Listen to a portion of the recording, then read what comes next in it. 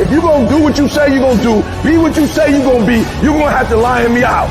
You a gazelle, you're going to come up short. You a gazelle, you're going to have an average experience. You a student, I need you in lion mode. You an entrepreneur, I need you in lion mode. You try to lose weight, lion mode. You can't do nothing significant in gazelle mode, nothing.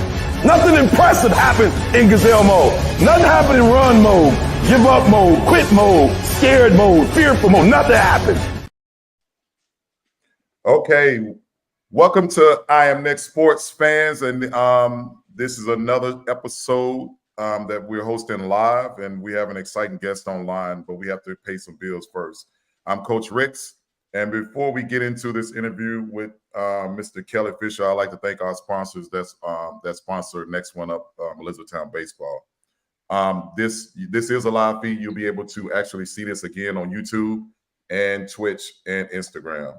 Today we have a special guest with EABC. He's the assistant director, Mr. Kelly Fisher. How you doing? What's up, Mr. brother? Fisher? What's up, buddy? How are you? Not much. How's your day? How did your day go today? It was good. It's Friday, so ready for some weekend. You got some important things coming up soon. Yeah, my Browns play Sunday. Yeah, we'll talk and we'll talk about it. All right, so let's get into the nitty gritty. All right, because I know you have an early bedtime, and I want to make sure Easton is up with you watching whatever you're gonna be watching. All right, so let's get into these questions. All right, so you're the director of EABC. How long have you been doing that? I've been with EABC. Let's see, Hayden was 4 or 5, probably about 12, 13 years. Mm-hmm. Okay. Yeah, I've been the assistant commissioner for the last 6 or 7 years. Kind of took over when the mayor stepped down to take over as mayor of E-Town, and Don needed somebody that could kind of help make decisions on the fly with him, and that was me. It's been good. I know my son played in it, and if it wouldn't have been for EABC and the foundation that it laid for him, he wouldn't be where he is today. So I want to thank EABC on the part of him and our family. So let's get into some questions, man. What is the mission of EABC baseball program? Youth baseball. EABC at the foundation level is to create the atmosphere where kids can learn baseball and learn to love baseball while learning competition, while learning teamwork skills, how to get along with others, how to deal with defeat, how to be gracious in victory also. There's a wide plethora of skills that come from youth baseball. That's very important, and I'm glad you touched on those. What values do you hope to instill in the young players that are returning and the young players that are going to be new to signing up into EABC? That's the great thing about our league. It's a wide range of really skilled athletes, and then those that are just wanting to have some fun and learn how to play the sport. And the biggest thing I would like to see is that them work as a team, because you're only as good as the player who doesn't know what they're doing. If that player becomes successful, your team's going to be very, very good. My 6-year-old team, if my number 10 hitter can get on base, we're in business because I'm turning that lineup over. So we try to work as a unit and show that everybody's important. I know that we didn't discuss this in the pre-show. Are you all still going to do all-stars? We still try to put an all-star team out there. I know one of the later questions you're going to ask, we're going to touch on the travel ball scene. We still try to put the all-star teams in. In the younger machine pitch leagues, it's very easy to put the all-star teams out there. We're successful every year, winning state tournaments, going to regionals. When you get into the kid pitch and there's not enough pitching, it's hard to put an all-star team together. We've been struggling with that for a few years. Okay. What age groups and skill levels are I know back when we played, it kind of changed a little bit. But what age groups and skill levels are you going to cater to this We year? we have everything from 3-year-olds in T-ball all the way up to 15-year-olds in Babe Ruth. We have the T-ball league, which is ages 3 to 5 years old. We have the 6-year-old machine pitch league, which is 5 and 6-year-olds. We have the Peanut League, which is 7 and 8-year-olds. Minor league 9 and 10, and major 11 and 12. Then once the high school season is complete, the Babe Ruth League takes off in June, and that's 13 to 15-year-old kids. Okay. Do you offer? I think we might have just you do offer. So you are offering different leagues and divisions to accommodate. Had the leagues and divisions changed since I haven't been around in a while, but have they changed with ages? No. Or are you changing this year? Anything changing this year with the age groups? No, nothing has changed as far as the age groups. That is set by Babe Ruth up in New York, and they just passed that down to us. But it's always been the same. And you will be playing games. I know we didn't discuss this again. It's a little things off the dome, but you opening up Pandora's box to some things. Will you be playing more at the EABC fields this year, or is it going to be more at the sports park? A couple years ago, we transferred everything to the sports park, to on the turf fields. I mean, it's a top first-class facility. I mean, that has been huge for our league to go out there. Last year, we started incorporating like opening weekend down at the old fields. There's something nostalgic about playing down there on those dirt fields. Yeah. Everybody loved it. We tried to do the midseason tournament down there. We try to do some of our postseason, all the all-star tournaments, state tournaments we host are down at the old park. There's just something about it. Okay. We found a healthy mix between the two parks, and the city is wonderful about helping us. And I think that's good, because when you're dealing with parent schedules, you know that unless it's just thunder and lightning and all that kind of good stuff, the game is still going to go on. Right.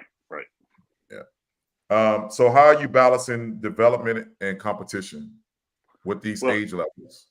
Yeah, that's extremely hard to do when you have kids that play some really good travel on the weekends, but also still want to do the league ball. Then you got the kids that have never played before, and they jump in. So finding that healthy mix of them helping each other and feeding off each other is the biggest thing. And finding coaches that understand that. Like if you're just there to coach the elite players, that you're in the wrong spot. The ones that are there to coach all, that know how to incorporate the strong players and the new players, the guys that can get those people to mesh together, that's who's winning the World Series every year. Pretty much balancing that lineup. Yeah, it's all about that. You can have 3 really good players, and those 3 really good players will do what they do. If you don't bring the other guys along, you're not going to be successful. Especially during the World Series. No, and the teams winning the World Series every year are the coaches that know how to bring the younger, newer kids along to help support the stronger players. That's right. How are you ensuring positive and inclusive environment for all players? And are you still allowing, it's a 2-part question, are you still allowing females to play with the baseball teams? And so answer that in a 2-part question, if you don't mind. I'll start with the females. Absolutely. Some of those have been some of the best we've ever have had. One of your friends, Darrell Singleton, that he's been on here before with you. His daughter, I coached her a few years ago, and I've seen her grow into the phenomenal athlete. Yeah, she is. She's a heck of an athlete. But I had her down in Peanut League, and I drafted her easily because I know the blood. And she's fast. Yeah, I mean, she can do it all. So yeah, I remember when I played back in late '80s, early '90s, there was a girls better than any player down there. So yes, that is all inclusive. Anybody, anywhere can play. That's good. What was the first part of that question, David? I'm sorry. So the first part of the question, how do you ensure a positive environment for the players? Inclusive environment for the players. We do that through when we pick our coaches of who's going to coach the teams, we try to, we ask around, we do some research on these guys. Are they good people? Are they going to bring a positive attitude that is going to be good for the strong player and for the weak player? Yeah, because you don't want a toxic coach because I believe, and through my experience in starting, because like I said, we moved here with the military in 2010, and it was just crazy. We was driving past the we was driving past the park, and Caleb was like, "Hey, I want to play baseball." What? No, you're not. We're a football Right. family. What are you talking about? And that Right. got us started. And it's just, I think it's good that you have to do your homework on who's going to be coaching those kids, Well, because it's going to leave a lasting impression. well, look who, look at your son and where he was when he started, where he's at now, and look who's garnered that. John Yeah. Galvin was his coach. Yep. Knows Yep. baseball, knows how to treat Yep. kids right. He's hard on his son, but who's Yep. not? I'm the same way. Then he had Art Gregory in Yep. Major League, another coach who cares about his players and knows baseball. He That's was right. only good because his 7, 8, 9 hitters could put the ball in play. Made it tough on me. I played him in the World Series twice. I have a hell Yep. of a lot of respect for Art Gregory. Yep. Duke can coach. He had players. So you look at how they develop their players along the way, and who we put in those spots is super important. We know when a team is doing really bad and they're getting their tail kicked in, you can almost bet the coach is probably pretty green at what he's doing and doesn't really know how to facilitate that growth. And that's probably what catch some hell on Group Me. we don't kick those coaches out. We try to help them grow. We want them to come back because there's not enough volunteers to go around. And if the parents are, and that gets us into our next question, if that parent is not bought into the team, not his son or daughter, it's not going to work. It's just not, from my experience of seeing it and coaching down there also. I've been very lucky. I've never had trouble getting parents to work concessions. I've never had trouble getting parents to bring snacks. I just lay it out up front. You paid money for your kid to play.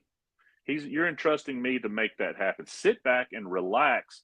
Enjoy your player. Tell them that you love them regardless of how they played. Tell them you're proud of them. You love watching them play. Let me handle the rest of it. Don't holler at the umpires. Don't holler at other kids. Sit back and relax and record some video. There's a shortage of umpires. You don't want to do that. I can't stand that. And and then if they want to help, I'm always welcome to have them join us to help with practices or whatever. And that's how you get the next round of coaches, because they get a taste of it. The good thing about one of the good things, and I can only speak from experience of EABC. That's why you're on first, because I don't know too much of the other rec ball organizations, but I will say that it's a family affair on those Tuesdays, and I think it's Tuesday and Thursday how that changed. Like the nights they played or whatever. Yeah, it's pretty much Tuesday and like Thursday. That, yeah. So those nights are almost like you going to the amusement park, and people stay around to watch. Sometimes you stay around to watch other kids that you know in your neighborhood, or that goes to your school, just to see how they're gonna perform. Or guys that you play on the weekends with. I mean, there was back in the day when it was just at EABC. You come down there at 5:30 for the first game, and you leave at 10 after the second game, because we're all sitting in lawn chairs out behind the fence. We're having a good time. We're making fun of each other. We're hooting and hollering. You're whatever that Angels team, whatever team that was in the May. You're watching my Rays team to see how good we are. We're watching you to see how good you are, and it's a friendly. And the kids feed off of that. As long as the adults keep it positive, which we did, the kids learn that healthy competition. There's nothing wrong with that. I want you to be upset when you lose because you didn't win, but I also want you to be glad you're just able to play the game. What do you think about where the game is going today with you? It's struggling right now. It really is, because and I'm honestly glad I'm done with it. This is our next summer will be my last year of travel ball with my 17-year-old. And I'm glad I'm done with it, because what it has evolved into is way different than it was when we started 11 years ago at 6 years old. That's true.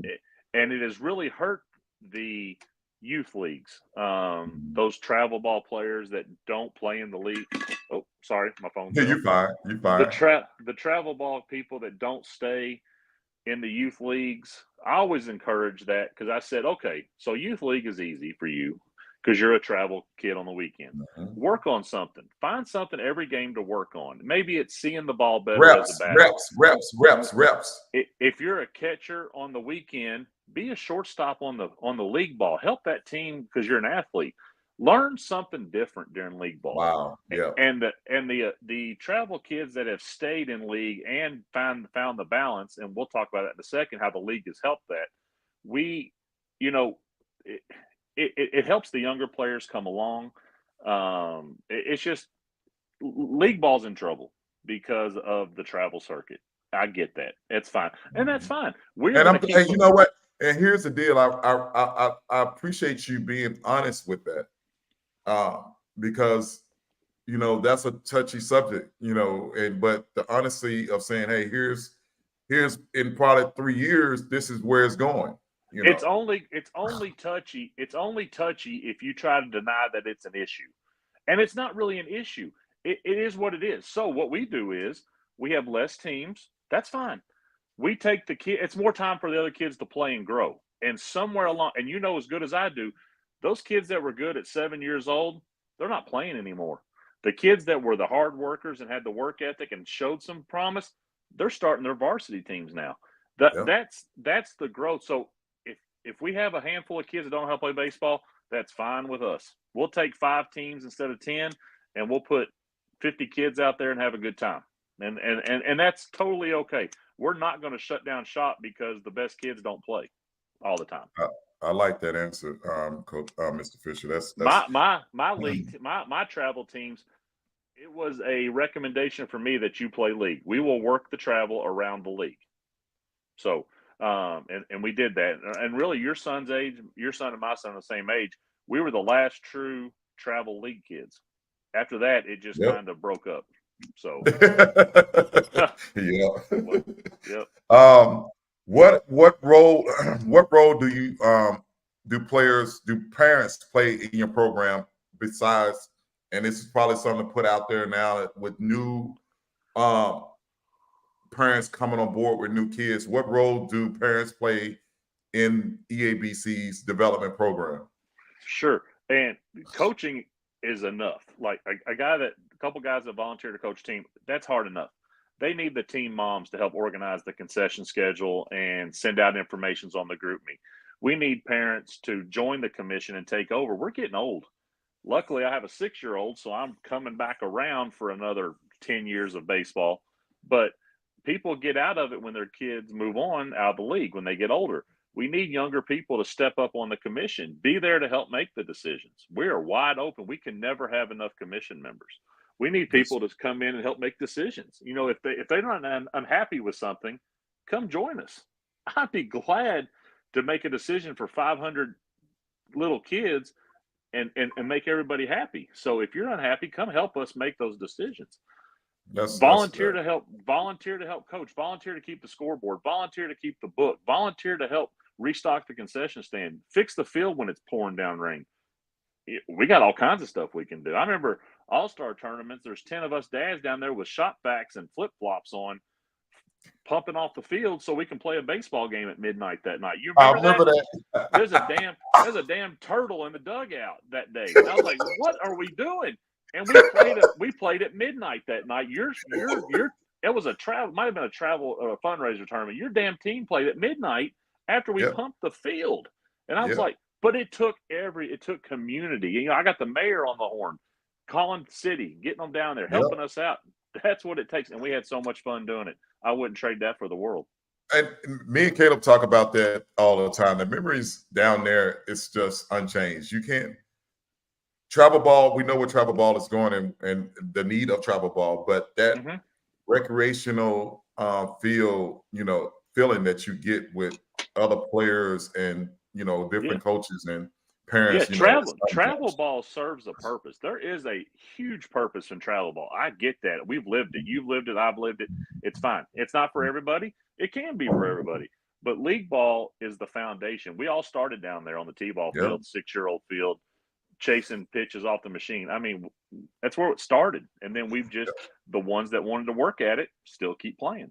That's, man, You never lied on that one. Let's touch on All Stars. What we going? What we doing with All Stars this year? Anything changed? Has that pitching machine that sling machine? Let's talk on that. Speak on it, please. I love the sling machine. They won't go to it during the league. Now in All Stars, you have to go to sling. You love the what?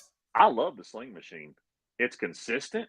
It doesn't tear up the baseballs. If it's raining, you can keep on playing, especially when you're on turf fields. You don't have to stop. You don't have to plug anything in. Nobody's tripping over the cord. And it's a consistent pitch every single time. You must have the best ones then. Well, we had to buy the good ones. The Blue Flames, in my opinion, are the best. And you got to have a good radar gun. We had to purchase one for $200 to zero it in because it's not really that accurate. But as far as throwing a straight pitch, I like it. I wish we would go to it. Plus, it's easier to move around at practice. If I have to move another wheel machine, I may quit coaching because I hate that. Those things are heavy. I can never find an extension cord long enough, and I just whatever. So go to sling machine. Sling machine. So the vote, the way you vote, all that kind of good stuff is still going. Not the vote, but how you pick the teams. Nothing is changing with that. It's still going that way. Say that again, David. My day. The way you pick up the travel, the way you pick up the way the sheets are turned in, nothing is changing with that, right? No. All Stars always come up about mid-season, and every kid has an opportunity to put in for it.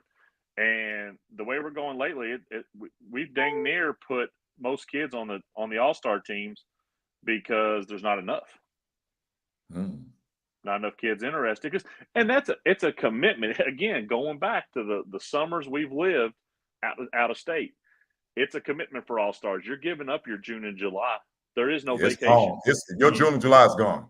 Your vacation is in Owensboro at the hotel while your kid's playing down the street, and then who knows what time, in what temperature, in what weather. June 1st to July 31st, I'm gone. I'm not even in town. You'll find me on the road somewhere. So that's a commitment. And parents, and I'm the same way as I get older. I value my family time. After this travel season's over, baby, I'm going to Florida twice the next summer. I am going to sit on the beach and I'm not going to do anything because I can see you sitting on the beach too. Oh, you better believe it, man. I'm losing some weight. Put some tobacco in your mouth. Yeah, I hear that in a cold one. But no. It's a commitment, and that deters some good players because they do so much throughout the year. They just want a summer off, and I get that. I truly get that. That's understandable. I'm glad we touched on that. So let's get into a couple hard questions. They're not really hard, but let's talk about bad weather and cancellations going forward. What are the biggest challenges with EABC when they're facing bad weather and cancellations? That's always a work in progress. We're always trying to do better with here's the problem in E-Town, Kentucky. If the game's at 5:30, the weather's going to hit you at 5:25. It never fails. We've already got everybody at the park. Every kid's out running around and the storms hit. And we try to communicate. We have league reps. We have somebody in charge. Okay, you got me and Don as the commissioner and the assistant commissioner. Then we have league reps. We have somebody in charge of every age group. And we try to pass that information down, but out at the sports park, they have the ultimate call. They have their own weather system. They have their own weather radars. They have their own way of doing things. Whether I agree with it or not, it's what it is. And a lot of times we're at the mercy of making those decisions. And we have to make hard decisions. I can't tell you the times I've sent everybody home and the sun pops out 15 minutes later. Oh, wow. That's just part of it. But we have a pretty good communication system that gets it out to the parents. Problem is, you have parents live 45 minutes away. They've driven all the way there. Now we're sending them back home. We're making them wait for an hour. That's tough. We do the best we can.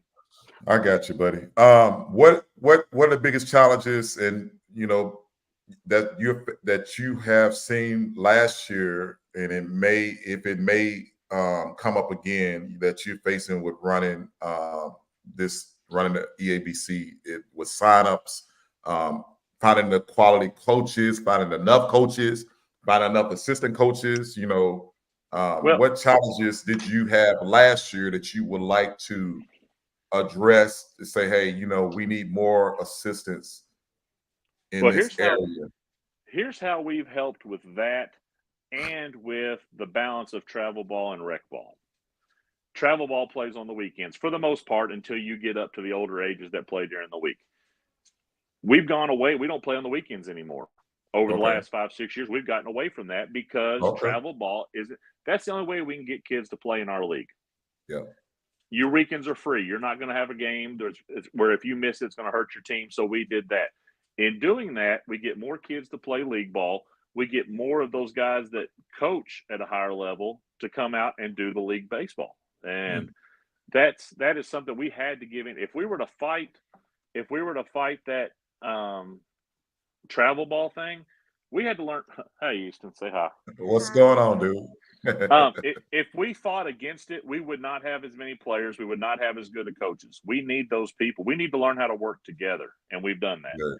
I'm glad you know. With signups, we usually have plenty of coaches. And man, I tell you what, we're blessed. From high school all the way through the league, we have just got an area of really good people who do it the right way.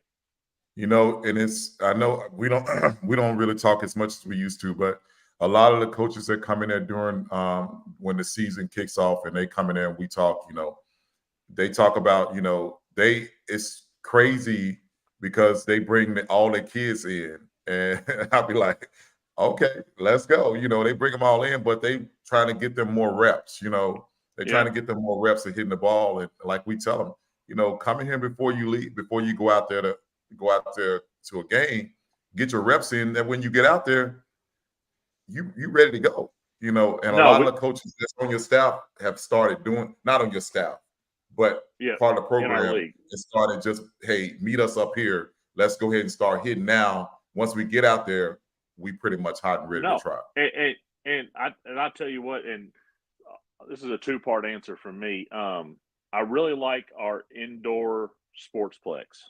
I really do. And when me and Hayden started going out there, it was a great place to go work out. But there are so many things they offer: volleyball, soccer, blah, blah, blah, blah. We wanted a place to just work on baseball, on our craft. That's where you came in. And that's why your business, and I'm so glad you're expanding.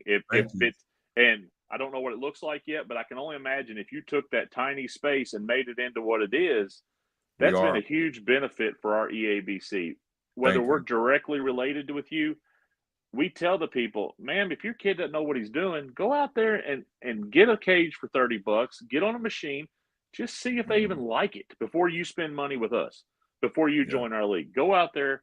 And man, I have seen coaches too. Easton's coach this past fall, when we couldn't practice, we were out there at Next One Up hitting in the cages. Even if it was for 15 minutes in two groups because they're 6 years old, it was a good thing. And we tell them just bring the kids, you know. And you know, we started that, and I don't want to get off topic. One of the reasons why it was started because the dugout closed, and that's where EABC used to have trials at, right? Am I right? Yeah. So our partnership I wanted to make sure.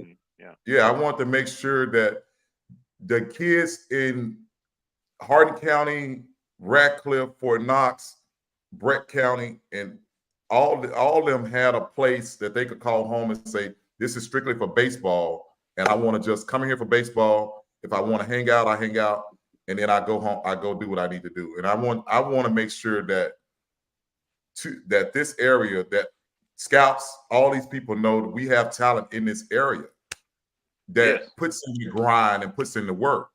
Don't overlook us. You know what I mean? No, and I love your informational feeds and videos that you put out on Facebook and Twitter from all ages. It's not just the superior athletes out there working. You put that kid out there just hitting off a tee that might be 5-6 years old. I mean, it's all levels. It's kids that want to. It's a place for kids to go that want to see if they can become better. That's right. And if you know, you will know then. Yeah, you know then, because somebody's over there in that cage putting in some work. And I always tell them, hey, look over there. He's here. He comes here. What do you want to do? Well, I want to, okay, then you got to put the work in. It's not going to be easy. Baseball is hard, and you're going to have more failures than you're going to have achievements. You know, it's just the way it is. No, but your achievements will outweigh your failures. You know what I mean? In better sense. I think your place is successful because I think your mission was right. You didn't do it to make money. I still think you're too No. cheap. I still think you could make a lot of money, but Yeah. what I think you're where you see your profit is the kids that become involved and want to keep coming back. I see Yep. the kids taking lessons. I see them buying another lesson the next week. That Yep. is, and I know that's where your happiness is. Yes, it You is. know It that truly is. that's what makes your business run is the No, repeat for sure. customers. It's not about getting that big money up front. You want to Yeah. see repeat and kids that are learning the game of baseball, which has been good Yeah. to you and it's been good to me. Yeah. It's taken you places, it's taken me places. I've met people that I never would have met. Yeah. I've been Yeah. to places I never would have been before. And that's what we would like to see the next round of kids get to experience in the same way.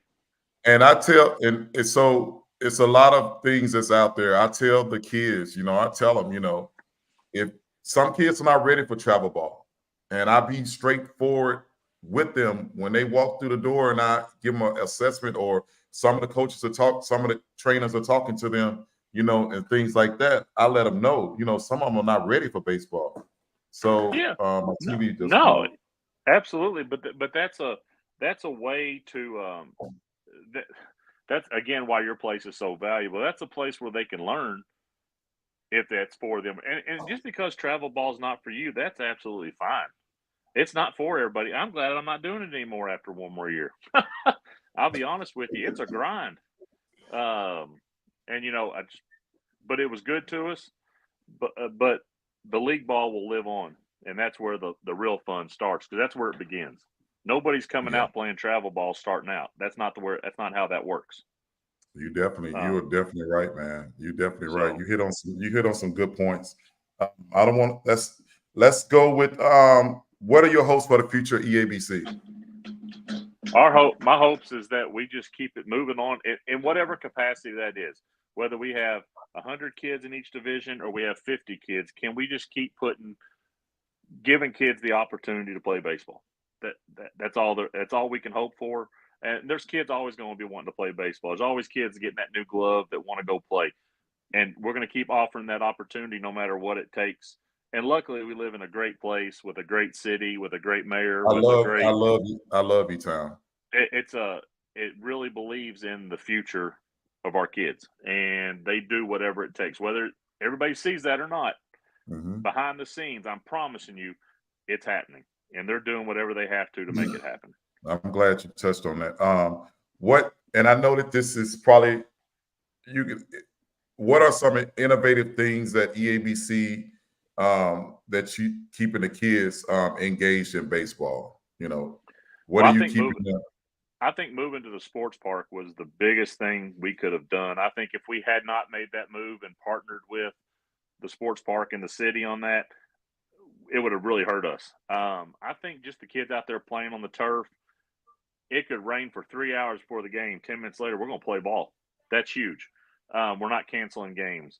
Kids are out there at that state of the art $1 million facility Yeah, that that does service a lot of out of town people over yeah, the years, but the city made our kids a priority. And I that's think that good. was the Yeah. biggest thing. And I think EABC had trouble letting go of that at first because we have Mhm. such. I tell you what, for a city park, Great our answer. I'd put it up against anybody from where I've been as far as a city park. But we fought against that because we didn't want to give up what we had.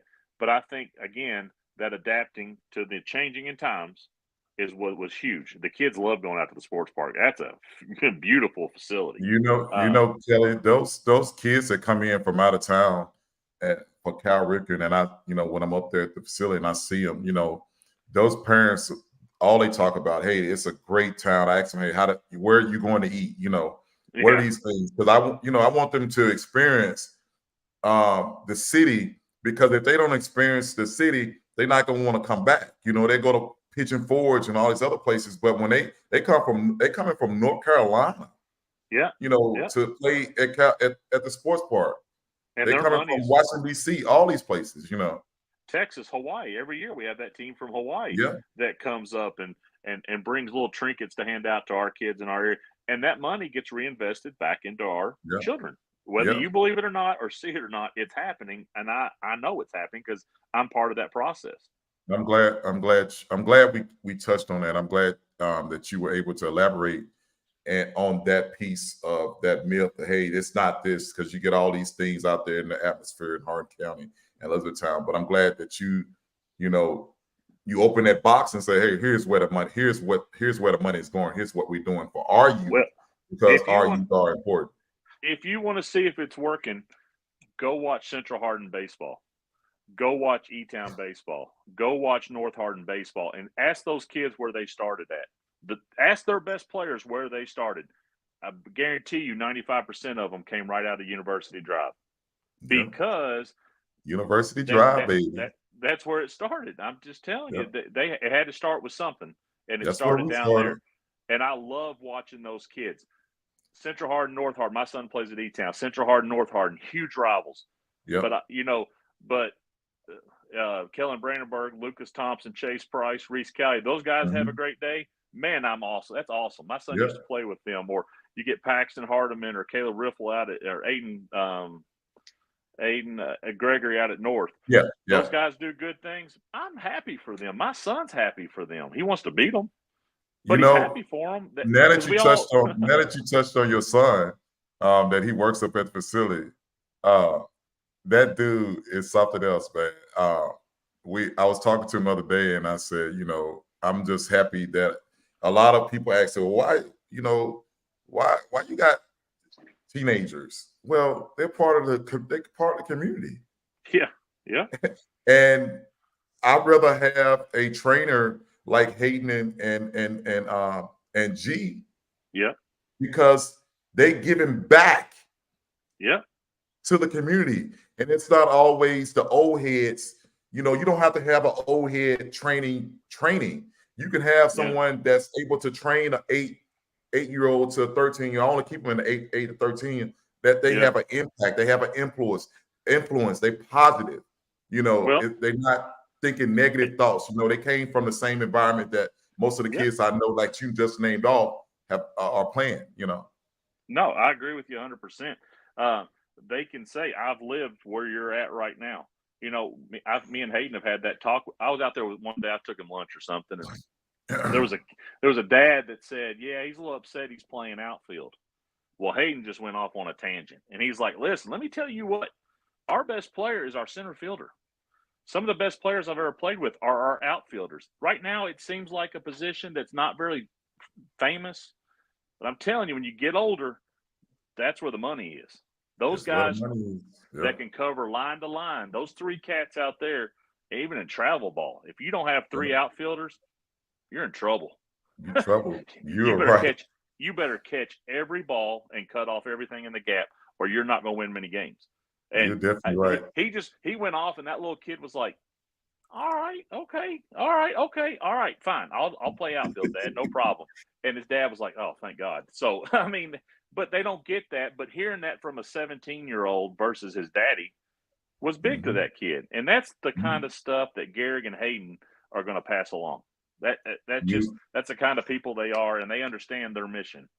And the thing about it is, like I told them when I've talked to them on the phone before we hired them to not only to be trainers, I told them, hey, this facility is like Chick-fil-A. You treat every customer the same way. They come through the door, they leave out the door. But our job here is to make sure that young player or that mid-level player feels good about themselves.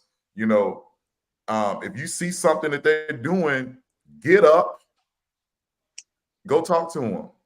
Don't let them keep doing the same action over and over. Because if they do the same action over and over, it drains their mind. So, and they're good at that. Yep. And I appreciate, like I said, I appreciate you allowing you and your wife allowing Hayden to work there. Right. And we're almost done. So let's get into some hit or miss questions. Our favorite part. All right, here we go. Hit or miss, you respond with it, and you explain. Cheese or pepperoni pizza? Easy. It's pepperoni pizza. Why order a cheese pizza? Every pizza has cheese on it. Get the topping. It's the same price. You already got the cheese. Why get cheese? You're cheating yourself out of a topping. That's all I got to say on that one. Next. What's your favorite location to get your pizza? Don't you say Little Caesars, man. No, I'm telling you, this little gas station up the road here, 62, at the Godfather. Did you say a gas station? Godfathers. Yes, those guys up here are slamming that pizza, and it's the best, and it's cheaper. Hold on, too. are you talking about the one by E-Town? No, I'm talking about the one up by across from Central Hardin, up by the subway on 62. There's a gas station by the liquor store. I apologize. Racetrack. No, not even not that far down. If you go on top of the hill, there's a subway there. If you're leaving E-Town going to Central Hardin, and there's a subway up there on the left. Oh, I know. They're across from Wendy's. Yeah, best pizza in town. Best pizza in town. I know what you're talking about. It starts with an M. It starts with an M. But I have to say, I have to mix with you. Little Charlie's is better. Little Charlie's is better. Man, my wife likes Papa John's, and I let her order it. I don't eat it. Oh, that's like I'm gonna leave that alone. Yeah, okay. We need to. They might want to become a sponsor one day, so let me leave it alone. All right. Yeah. Watching sports or Netflix? I only watch Netflix to fill in the time between the next ball game. It's definitely a sports. I married a sport lady. She gets it. We got sports on anytime there's something worth watching. What's your favorite? The game show network. The game show network is fire. What's your favorite baseball team? The Cubs. And I'm still living in 2016 because that was the greatest World Series ever put out, hands down. What's your favorite NFL professional football team? The Browns, which will be your next Super Bowl champion. Slap yourself with Kool-Aid. I'm sorry Dallas is doing what Dallas does here at the end of the season, but I'm just saying you don't want to go up against those Browns. You don't stay in the NFC, David. That's all I got to say on that one. You know, if we went live, I'd say something to you, but I'm live. Because you know how I feel about my Cowboys. What's your favorite holiday? Oh, it's Christmas. I'm still celebrating it. I refuse because it's a time when it seems like more happiness is around. It's just a time when people are together, and it's just a great celebration time. I don't know. I just love that Halloween to Christmas time, and my decorations are still up. I refuse to I still got Christmas music in the truck. I'm just refusing to give it up. You know what, man? There's nothing wrong with. I love that time because what it does is it brings people together that you probably wouldn't, say hi or whatever it is. But it's just that time when people saying Merry Christmas, how are you? How you doing? What you got going on for the holidays? I think that's very special. I get to see people I don't normally see, family that were so busy, don't get to see them. We take that night to go visit and do that kind of stuff. But Christmas break for me as an educator is a time off. It's a time for me to be with my family. I didn't think I read some books. I just totally was family oriented, and that was, to me, that's great. This is my first time having a educational vacation, and I loved it. That's the best thing since, like, if you're not in education, you're missing out. Yeah. You are missing out. They might not pay, the pay is not all there. But when I tell you, I love my school, I love it, and I love the PTO, I love everything about it. Christmas vacation. Christmas vacation is probably one of the greatest things ever invented. So here's the hardest question that you might be asked tonight. Which is your favorite child? Let me introduce them first. Hayden, which is the oldest, if I get it. And then we have Madden, middle, then Easton, right? Easton, yep. Easton is the last. Which of those three boys, because you weren't able to deliver any girls, right? Which of those three boys are your favorite? Remember, they're gonna see this, and this lives in the cloud. That's fine. Easton, come here. I believe I'm going to have to go with this one right here. This is probably my favorite of my three. They're all pretty awesome, but this is my little buddy right here. He tells me hugs are free, and he gives them out all the time. And the other two don't give no hugs, right? Man, I am bruh. I am homie. I am. Thank you. I'm all kinds of crap to them. This one here still calls me daddy. So enjoy it. He wins number one. Enjoy it. Now go clean your room. Enjoy it. Well, I'll tell you what, man. Kelly, thank you for joining us, man. I appreciate this. I appreciate you coming on. I know you have a busy schedule because you have kids that's doing multiple activities, and you also do something with the high school. Are you doing anything at the high school right now? No, I just my Hayden plays, Easton plays in the 6-year-old league, and then I'm in charge of all the umpires. So I do. Tomorrow's our first meeting. We got our first training for the 24 season. But I'm in charge of recruiting, training, and are you in need of umpires? Are you in need of umpires? We've got a good group, but I could always take new umpires. Always. They ran a good article in the paper for me, and then the social media has been good. But we're always in need of high school umpires. But we've got the best around, in my opinion. Can you regurgitate before I let you go EABC signups, please, sir? Yeah, EABC signups. The online is live. If you go to our Elizabethtown Area Baseball Commission Facebook page, you will see a coach link and a player link. The online signups is live. I would rather everybody do that, but the in-person signups start next Saturday, January 13th, and run for 5 straight Saturdays, 9 to 1, at the University Drive concession stand behind the college. The big concession stand, 9 to 1. Come fill it out. If you're a T-ball player, ages 3 to 5, you have to sign up in person. There is no online sign up. If you are a coach or a team mother, you must go and sign up as a coach. It is free to coach. Your background check, I think, is $10, but it is free to coach. But you have to go online and do all that per the SI Play Sports Engine HQ out of New York. Their guidelines. Without a background check, I take a background check. Don Hill, our commissioner, who's like 187 years old, background check. But every pappy, grandpappy, aunt, uncle, dad, brother, that participates. Yep, because the safety of the kids is our most important. Real quickly? Can you discuss? Can you express the fees? How much it costs? It's $110 across the board. Okay. It's $110 across the board. Without us playing at the EABC as much as we do, we don't have concessions anymore. We don't have any revenue stream. So we have to charge a little more, which none of us like, but to pay the umpires, to pay to get the uniforms, which is just a hat and shirt. A lot of people are like, well, that's kind of expensive. But there is stuff. We buy all teams' catcher's gear. So you take 45 teams at $200-300 a set of gear. That's a lot. We help a lot of kids that are less fortunate play baseball. You will never be turned away from EABC because you can't pay. Hardin County Educational Foundation, or gosh, my good friend Aaron Hahn, it helps support that. But parents can apply to have them help pay for their fees. There is ways around it. If not me or Donald just help you out. That's just what we've never turned a kid away, and we will always do that.